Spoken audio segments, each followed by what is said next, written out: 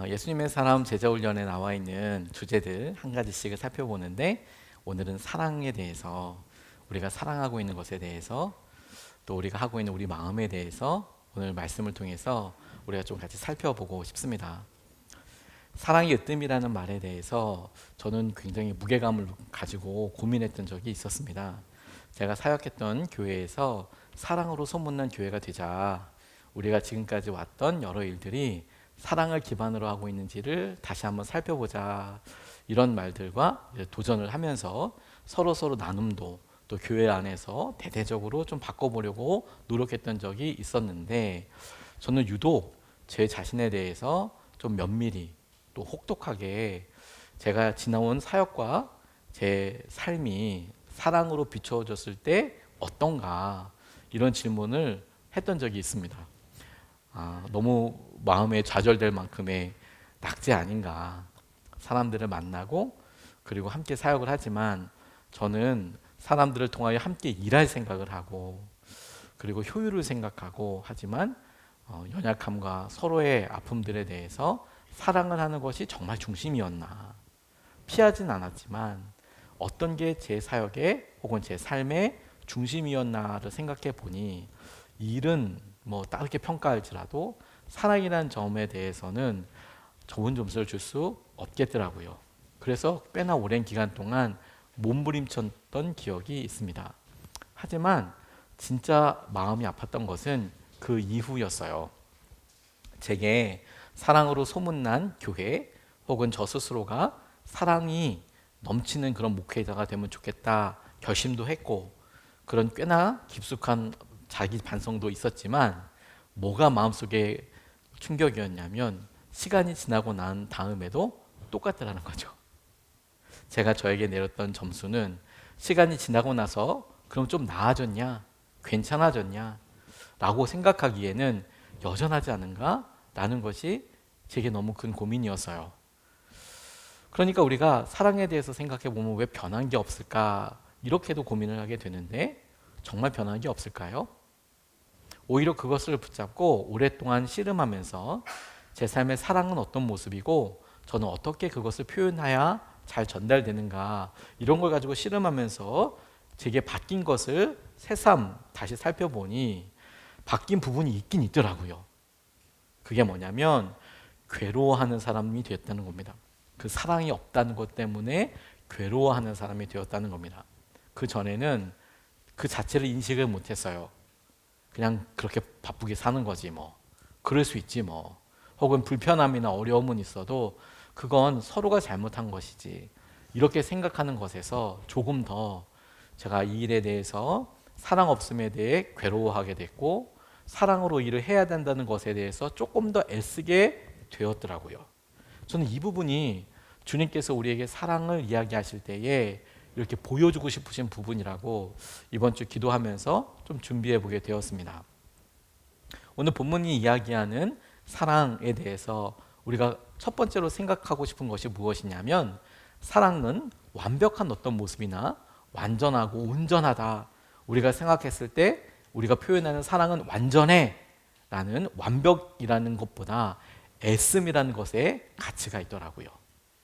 사랑이 우리 가운데 나타나는 어떤 행동이나 우리에게 오랫동안 습관에 대해서 드러나는 다른 사람들과 따뜻한 배려, 마음, 너무 중요한데, 그 모습으로 완벽하게 우리에게 정의되는 게 아니고 오히려 우리 가운데 이 사랑을 향한 애씀이 있는가. 오늘 고린도전서 13장 13절 말씀을 사번역 성경으로 보면 이렇게 나와 있습니다. 그러므로 믿음, 소망, 사랑, 이 세 가지는 항상 있을 것인데 그 가운데서 으뜸은 사랑입니다. 그 가운데서 으뜸은 사랑입니다. 이렇게 표현하고 있습니다. 사랑하게 되었기 때문이 아니고, 이것은 우리의 간절한 바람이면서 마침내 사랑하게 되기를 원하고 기도하지만, 우리의 지금 모습이 그래서 100점이야, 완벽한 사랑하는 모습이 되었기 때문이 아니라 사랑하려고 하는 몸부림이 있기 때문에 그게 바뀐 거죠.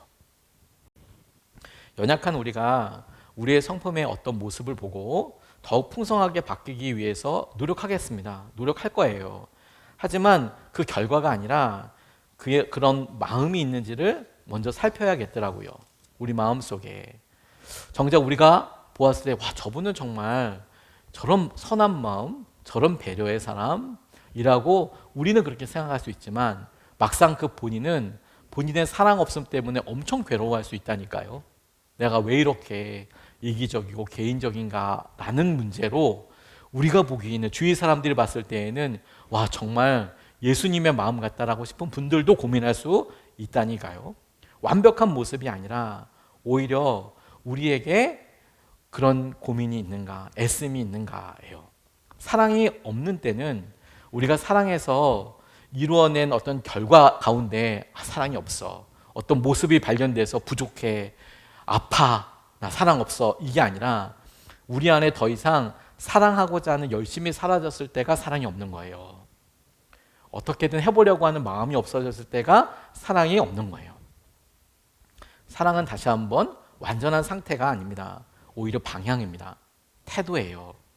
사랑하려는 마음이 살아있는 사랑인 거예요. 내가 그것을 사랑해 보려고 하는 애씀 자체가 사랑인 것이죠. 파우스트를 쓴 괴테라는 분이 젊은 베르테르의 슬픔이라는 책에 사랑하는 사람의 모습을 우리에게 보여주고 있는데, 그곳에 등장하는 베르테르는 어느 날 사교 모임에 가서 샤를 로떼라고 불리는 여인을 만나서 환담을 나누게 됩니다. 너무 따뜻한 그런 마음을 받았나 봅니다. 그리고 그녀와 이야기할 때마다 더 마음에 들었나 봅니다. 하지만 그녀에게 알베르토라는 정원자가 있다는 사실도 알게 됐어요. 그런데도 모임을 나가게 되고 그리고 여러 조우하게 되면서 고민합니다. 저 여인이 나를 좋아해 주는 것은 아닐까? 나한테 관심 있는 것은 아닐까? 혹은 또 다른 어떤 태도를 보고 알베르토가 돌아와서 또 하는 것을 보고 안 좋아하는 건가 보다. 그래, 정원한 사람이 있으니까 결혼하겠지. 계속 그런 고민을 하다가 아유, 이런 고민 나 더 이상 하기 싫다. 그래서 그곳을 떠나서 다른 곳에서 직장 생활을 하게 됩니다. 근데 그곳에서 어려운 관계와 상황들을 만나게 되고 다시 돌아오게 돼요. 돌아와서 이미 이제 알베르토와 결혼하게 된 롯데를 보게 되는데, 이번에는 어떻게 고민하냐면, 내가 그러면 떠났던 이 시기는 정말 실수한 거고 나는 롯데를 정말 좋아하나? 혹은 좋아하지 않나? 가지고 끊임없이 고민하는 얘기가 나옵니다.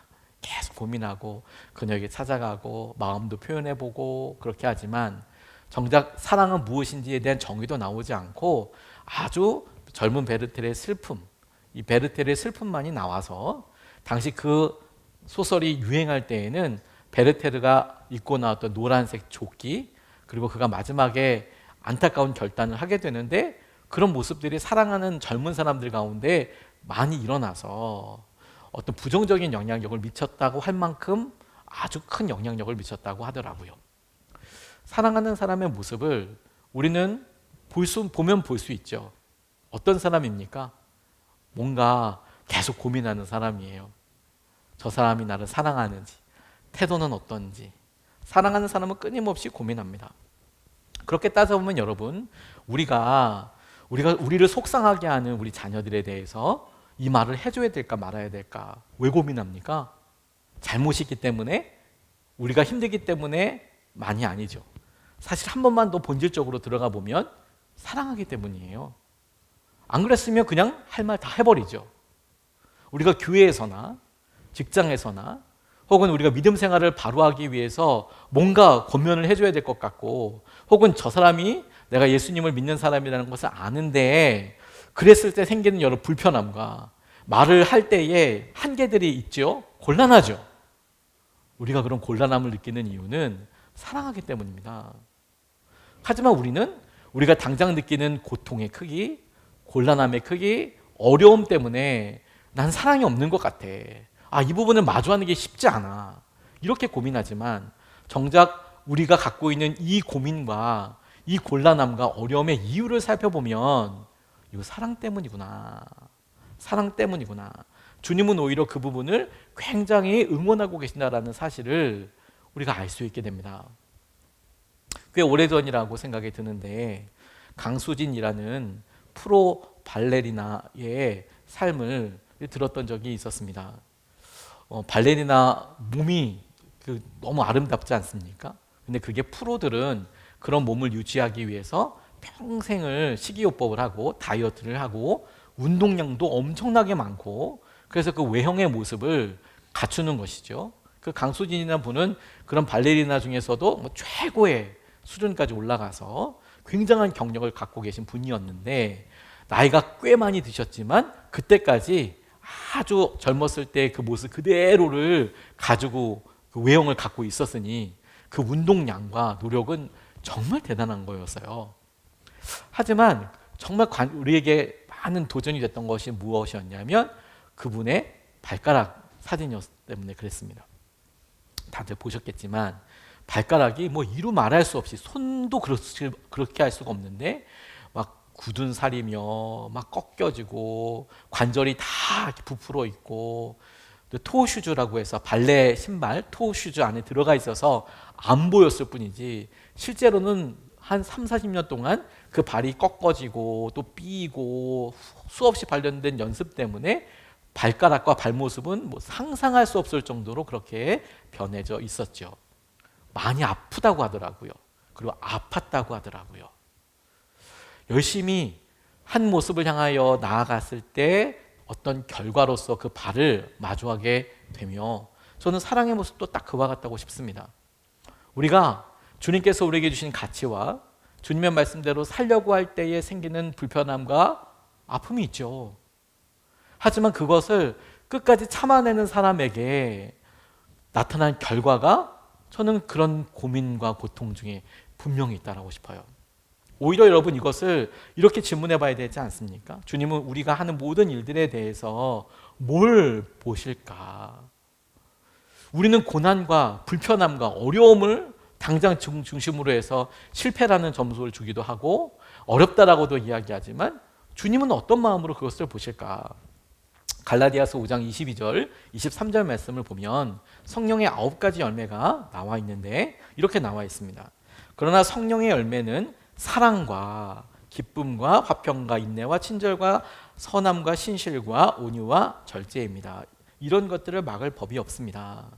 성령의 열매라 함은 성령께서 우리 가운데 하시는 결과들일 텐데 그것이 성령의 열매면 하나님 나라에 가서 우리가 하나님이 우리의 삶을 보고 이게 열매야, 이게 주님이 하신 일이야, 이게 성령께서 하신 결과들이야 라고 마치 불이 다 타버린 다음에 남은 재 가운데 남은 것 찾아내듯이 우리의 삶에 중요한 거 동그라미 치시고 이게 열매야, 이게 열매라고 하실 때 그 첫 번째 뭐 찾으신다고요? 사랑한 거 찾으신다고요. 그러니 우리는 우리가 관계나 어려움 가운데 겪고 있는 이 자괴감에 가까운 나 사랑 없어 라는 것에 대해 하나님은 뭐라고 거기에 꼬리표를 택을 내리시고 뭐라고 그것을 부르실까? 사랑인 것이죠. 그러니 사랑은 완벽의 어떤 모습이 아니라 애씀의 가치에 있다니까요. 근데 그렇게 보면 여러분 우리는 계속해서 이런 어려움에 남아있어야 하는 겁니까? 이런 질문을 자연스럽게 해보게 되지 않습니까? 이렇게 사랑하는 것이 이런 사랑 때문에 겪게 되는 이 불편함이 곤란한 것이 도대체 어떤 의미와 유익이 우리에게 있다라는 거예요? 크게 말씀을 통해서 우리가 확인해야 되는 건 아니겠습니까? 사랑은 생명의 증거입니다. 우리가 살아있다는 증거이자 우리의 믿음이 끊임없이 살아있게 하는 통로가 되고 주님을 만나게 되는 통로가 될 것입니다. 사랑은 생명의 증거예요. 우리가 살아있다는 증거이자 그 생명을 더 깊이 누리게 되는 통로가 될 겁니다. 요한일서 3장 14절 말씀은 이렇게 증거하고 있습니다. 우리가 이미 죽음에서 생명으로 옮겨갔다는 것을 우리는 압니다. 이것을 아는 것은 우리가 형제 자매를 사랑하기 때문입니다. 사랑하지 않는 사람은 죽음에 머물러 있습니다. 요한복음 3장 16절 말씀은 하나님이 우리를 이처럼 사랑하사 독생자를 주셔서 그 독생자를 믿는 모든 사람들에게 영생을 생명을 주셨다라고 이야기하고 있습니다. 구원은 믿음으로 받는 것이죠. 근데 똑같은 요한이 요한일서 3장 14절 우리가 방금 읽었던 말씀을 보면 우리가 구원을 얻었다라는 것을 어떻게 아느냐? 형제를 사랑하게 되는 것을 통해서 안다고 나와 있어요.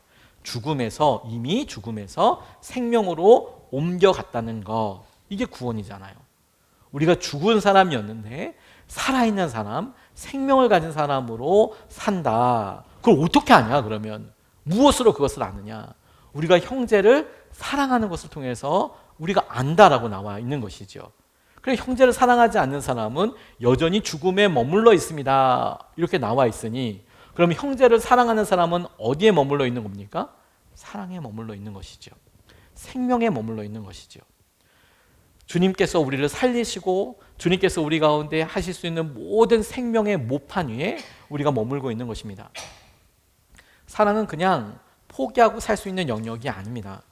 이것을 통해서 우리가 생명으로 옮겨갔다는 것을 알 수 있을 뿐만 아니라 이것은 우리가 구원받은 사람이라는 것에 대한 증거도 되는 것이죠. 사랑하기 때문에 우리 안에 하나님을 사랑하는 것과 그 사랑하는 것이 우리 가운데 끊임없는 애씀으로 노력으로 있다는 것이 바로 그 증거라는 겁니다.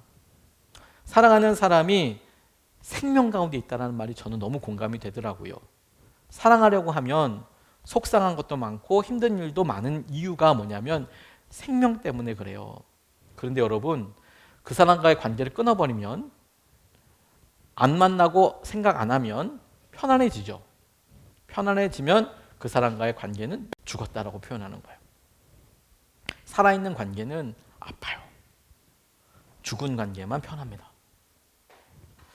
사실 불편한 관계는 살아있는 경우가 많고 살아있는 관계이기 때문에 그런 경우가 많고, 아픈 관계는 하나님이 일하시는 경우들이 많아요. 그 일을 통해서 일하시죠.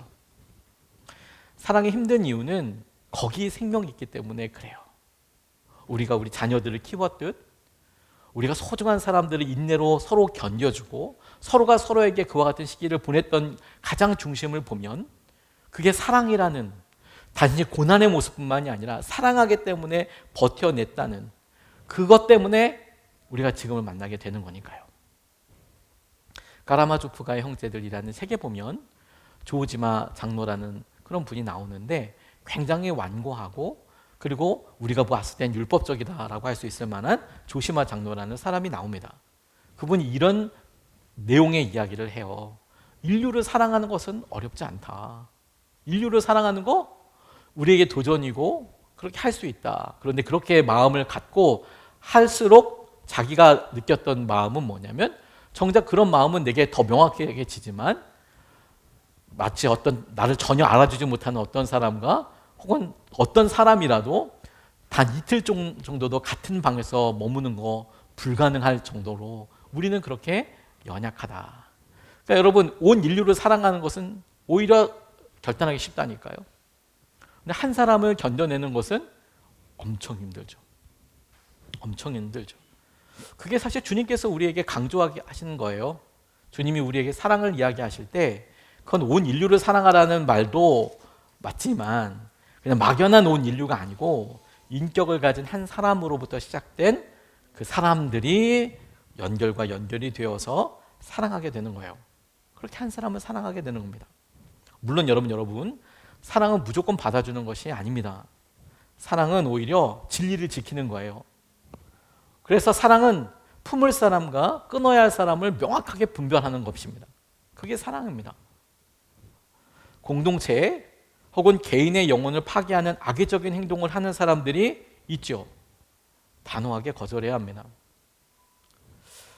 폭력을 가한다든지 참을 수 없는 배신과 습관적인 어려움들을 갖게 된다든지, 혹은 어떻게 설득해도 돌아오지 않을 이단적인 미혹 가운데 있을 때 만나기 어렵죠.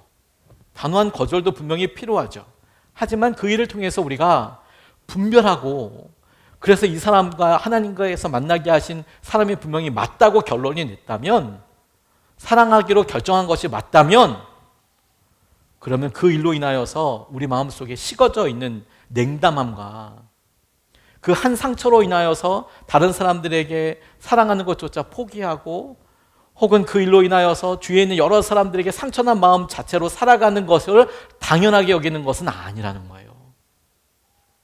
끊어내고, 하지만 그래서 더 사랑하게 되고, 오히려 이 일을 통해서 주님을 더 바라봐야 하는 거죠. 간절하게.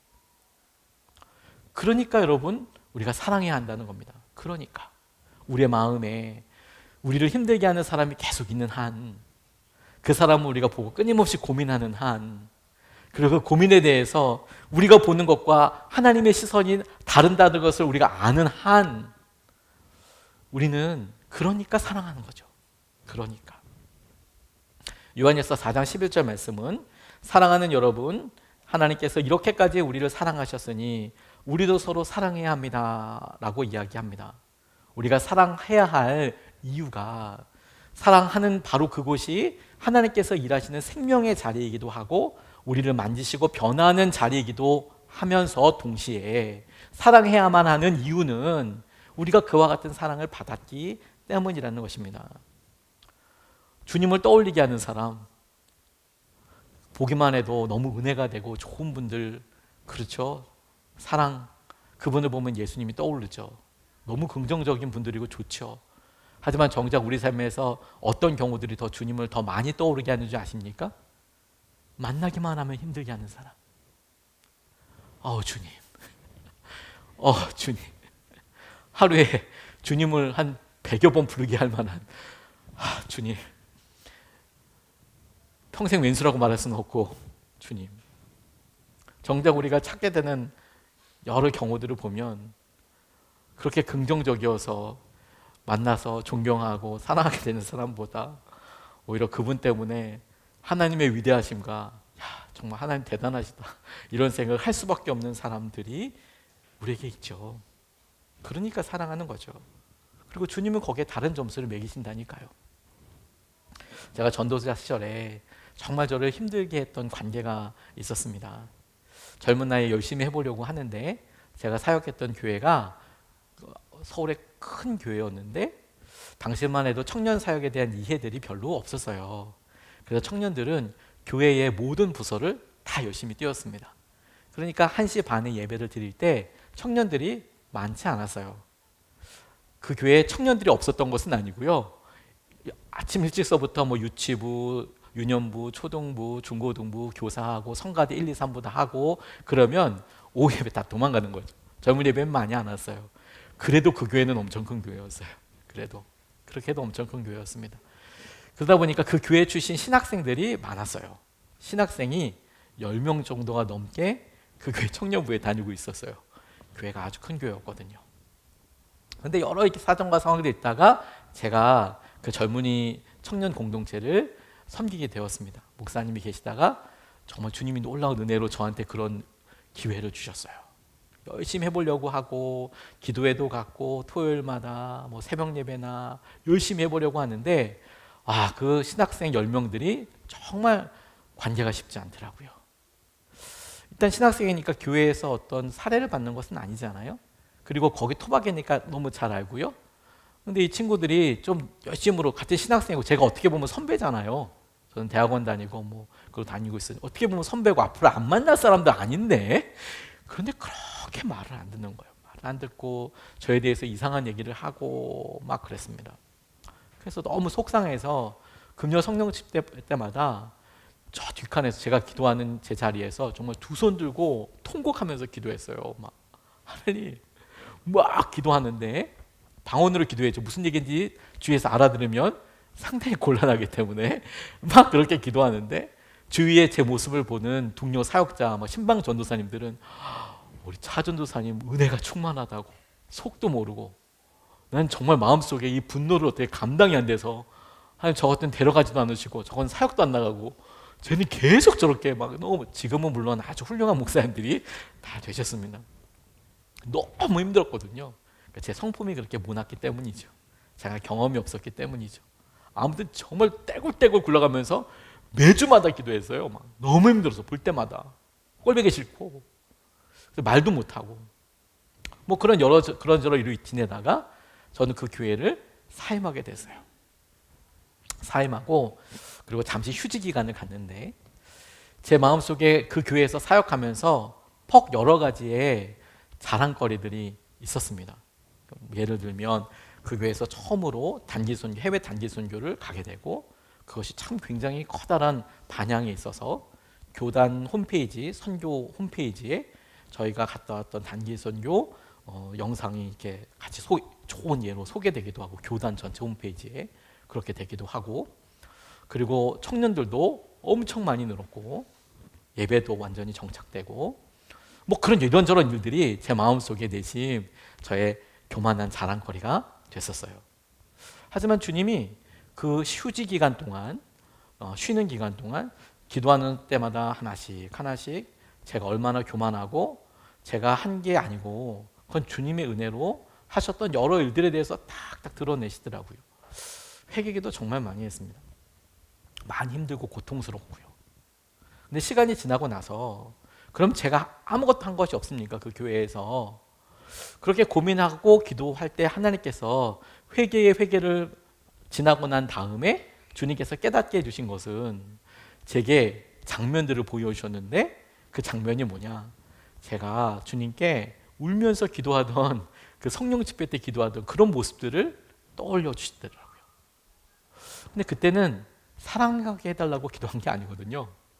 정말 짜증나서 기도한 거예요. 짜증하고 이 울분을 어떻게 감당할 수가 없어서 눈물이 막 터져 나오고 너무 힘들고. 근데 주님이 마치 거기에 이런 이름표, 태그를 달아주시는 것 같아서요. 내가 이때가 가장 기뻤다. 내가 네 사역 중에서 이 모습이 가장 기뻤다. 이게 제일 좋았다. 이게 제일 좋았다. 너무 민망하더라고요. 차라리 제가 그때 하나님 사랑하게 해주십시오, 제 마음을 만져서, 이렇게 기도했으면 제가 조금 얼굴이라도 덜 부끄러웠을 테지만 저는 절대 그런 게 아니었거든요. 근데 하나님은 그것을 보시고 사랑이라는 꼬리표를, 이름표를, 태그를 달아두시고 그 모습이 너무 기뻤다라고 말씀하시더라고요. 여러분, 우리는 늘 사랑 없음에 괴롭습니다. 그런데 사랑 없음 때문에 괴로운 것, 그 모습을 가지고 또 우리는 우리 자신을 평가합니다. 근데 여러분, 거꾸로 생각해 보면 너무 은혜가 되지 않습니까? 마치 우리가 생명이 있기 때문에 고난을 느끼듯이, 우리가 사랑 안에 있기 때문에 주님의 사랑을 하려고 하니까 우리는 다른 사람들과 관계에 있어서 이 관계가 불편한 것이 다른 사람들보다 더 예민하고 힘든 것이고, 해결하기 위해서 뭔가를 해보려고 노력하는 것이고, 그게 안 되기 때문에 지혜를 구하는 것이고, 기다리는 것이고, 불편해도 그것을 마주하려고 하는 것이죠. 그게 주님은 사랑이라고 부르는 거예요. 그렇게 힘들 때마다 주님은 우리에게 당신을 바라보라고, 당신을 붙잡으라고 말씀하십니다. 히브리서 12장 3절 말씀에 자기에 대한 죄인들의 이러한 반항을 참아내신 분을 생각하십시오. 그리하면 여러분은 낙심하여 지치는 일이 없을 것입니다. 하나님이, 주님이 우리를 보실 때 이런 반항을 기억해라. 너희들도 만만치 않았다. 너희들도 만만치 않았다. 이렇게 말씀하시는 주님, 그래서 그 사랑과 기다림으로 인하여 우리가 여기까지 오게 됐잖아요.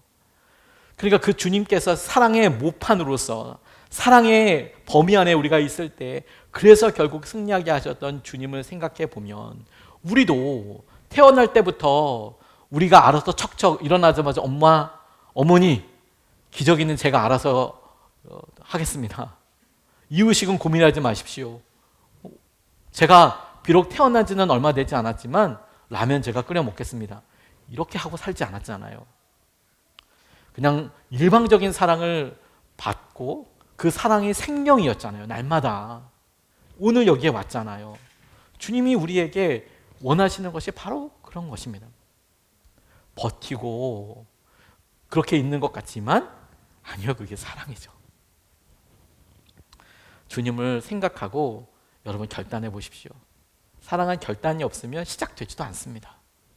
그냥 막연하게 좋은 감정, 막연하게 이렇게 있어야지, 참아야지, 이건 사랑의 감정도 아닐 뿐더러 어떤 긍정적인 힘이 없습니다. 오히려 우리가 두 사람과의 관계에 있어서, 그래 내가 사랑해야지, 내가 저 사람과 사귀어야지, 결혼해야지, 저 사람은 내게 포기할 수 없는 사람이지, 이게 결단이에요. 그렇게 결단하고 나면 우리가 어떻게 행동할지가 명확하게 결정이 되죠. 내가 어떻게 대해야겠다, 이 사람 내게 어떤 사람이다. 그래서 이번 한 주 동안 우리가 사랑을 묵상하면서 이렇게 다짐해 보면 좋겠어요. 아무튼 한 사람만 걸려봐라. 내가 진짜 사랑해 버리겠다. 진짜 아무튼 한 명만 걸려봐라. 내가 정말 죽도록 사랑하겠다. 한 사람만 걸려봐. 걸리기만 해봐라. 내가 그 사람만 사랑하겠다.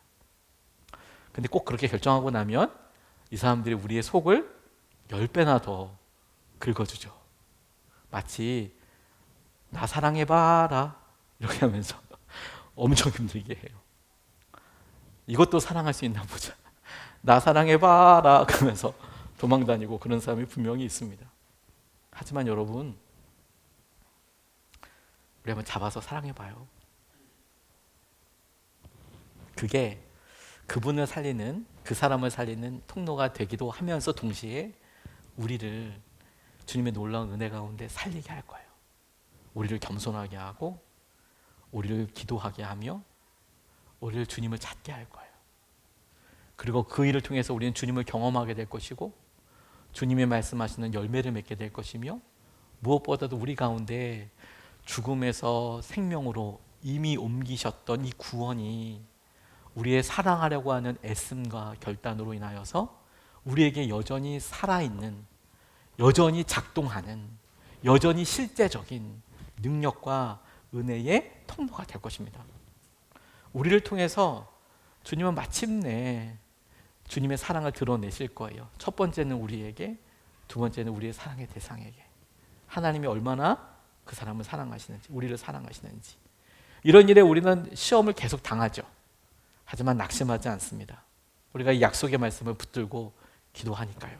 로마서 8장 37절 말씀은 그러나 우리는 이 모든 일에서 우리를 사랑하여 주신 그분을 힘입어서 이기고도 남습니다. 저 너무 큰 은혜가 있다고 싶어요. 이 말씀이. 이 모든 일에서 우리를 사랑하여 주신 그분을 힘입어서 이기고도 남습니다. 주님, 우리가 이렇게 부족하고 힘든데 우리를 사랑해 주시는 주님으로 인하여서 그 사랑을 흠뻑 누리고 우리도 주위 사람들에게, 사람들까지도 아니고 그 사람에게 사랑을 끝까지 포기하지 않으면 좋겠습니다. 우리에게 두 손을 주신 이유가 한 손은 우리를 사랑해 주신 주님의 손을 붙들고 다른 한 손은 10사람도 아니고 딱 한 사람만 붙잡고 우리를 통하여 주님의 통로 되도록 우리가 마음을 온전히 붙잡고 의지할 수 있으면 좋겠습니다.